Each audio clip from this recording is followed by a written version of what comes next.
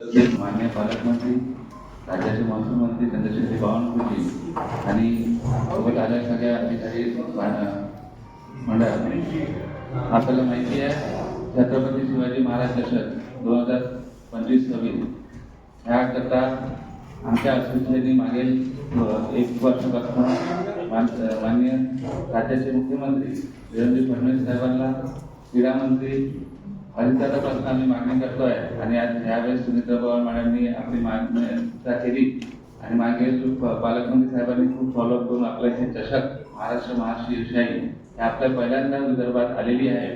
आमच्या नागपूरचे ग्रामीणचे सगळे आमचे पदाधिकारी यांनी पण वेळेवर फॉलोअप करून हा एवढा मोठा शिवशाही आपल्या विदर्भात आणलेला आहे आणि नागपूर ग्रामीणला आणलेला आहे. आपल्याला सांगू इच्छितो की मागील 3 वर्षापासून आम्ही नागपूर ग्रामीण हे नागपूर जिल्ह्यापासून वेगळं केलेलं आहे आणि बरंचसं आम्ही इथे या ग्रामीणचे खेळाडू आपले बिचारे तितके चांगले खेळाडू ते मागे पडत होते, त्यांना आम्ही बरंचसं भर देऊन खूप लेवलला नॅशनलला नेलेलं आहे आणि आपल्याला इथून येणारे समोरचे सगळे शिवशाहीमुळे आपले ग्रामीणचे लोक आणि पूर्ण प्लेयर नागपूर जिल्ह्यातले हे सगळे वरती जातील. मी माननीय क्रीडा अधिकाऱ्यांना विनंती करतो की त्यांनी आमच्या कार्यक्रमाची पार्श्वभूमी सांगावी. धन्यवाद सर.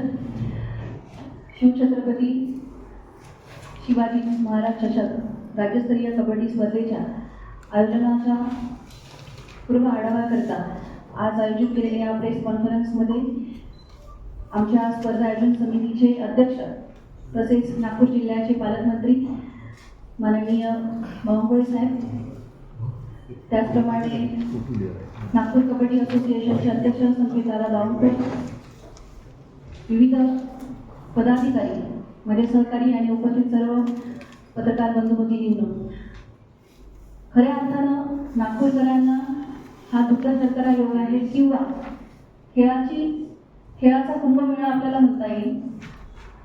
मला 1 वर्षापासून साहेब असतील किंवा संकेतदादा असतील किंवा नागपूर कबड्डी असोसिएशनचे सर्व पदाधिकारी असतील, या सर्वांचा इतका तगादा आणि पाठपुरावा होता की आपलं स्पर्धेचं अंदाजपत्रक जे आहे ते ऑगस्ट 2025 रोजी शासनाला हे सादर केलेलं होतं. परंतु महाराष्ट्र राज्याच्या क्रीडा विभागामार्फत 4 ज्या मानापानाच्या स्पर्धा घेतल्या जातात त्यातली एकमेव क्रीडा स्पर्धा आहे जिला शिवछत्रपती शिवाजी महाराज चषक कबड्डी स्पर्धा असं नाव देण्यात आलेलं आहे. या स्पर्धेचं आयोजन आतापर्यंत मराठवाडा, पश्चिम महाराष्ट्र या ठिकाणीच होत आलं आणि ते आपल्याकडे खेचून आणण्यामध्ये सगळ्यात सिंहाचा वाटा म्हणजे आपले पालकमंत्री महोदय यांचा आहे आणि आम्ही अधिकारी नशिबान समजतो की या आयोजनाचा आम्हाला एक भाग होत आहे. स्पर्धेचा आढावा किंवा स्वरूप सांगताना मी आपल्याला सांगू इच्छिते की स्पर्धा जी आहे 2 वर्षापूर्वी याचा निधी जो आहे फंड जो आहे 75 लाख करण्यात आला, परंतु जवळपास 20-21 लाख रुपये हे रोख पारितोषिकांमध्ये जातात. मग खेळाडू जो सहभागी होतो संघामध्ये हा प्रत्येक खेळाडूला रोख पारितोषिक देण्यात येते. त्यानंतर प्रवास भत्ता आहे, पंचमानधन आहे. असं जर कॅल्क्युलेशन केलं तर जवळपास 39-40 लाख रुपये याच मध्ये खर्च होतात. स्पर्धेचं जर भव्य दिव्य आयोजन करायचं असेल तर त्या आयोजनाला उरलेला निधी हा खूप तोकडा आणि अपुरा पडतो. ही जेव्हा खंत आम्ही साहेबांना सांगितली त्यांनी आम्हाला एक पाठबळ दिलेलं आहे की आमदार फंड असेल, CSR असेल, विविध मार्गांना एक स्पर्धेला कुठलाही आर्थिक स्वरूपाने कमी पडू नये यासाठी एक सपोर्ट खूप छान केलेला आहे. कामठी तालुक्यातील कोराडी ग्रामपंचायतमध्ये सेवानंद विद्यालयाच्या मैदानावरती या स्पर्धेचं आयोजन आपण करत आहे.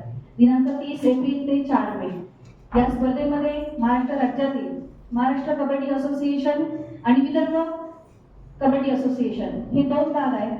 यामध्ये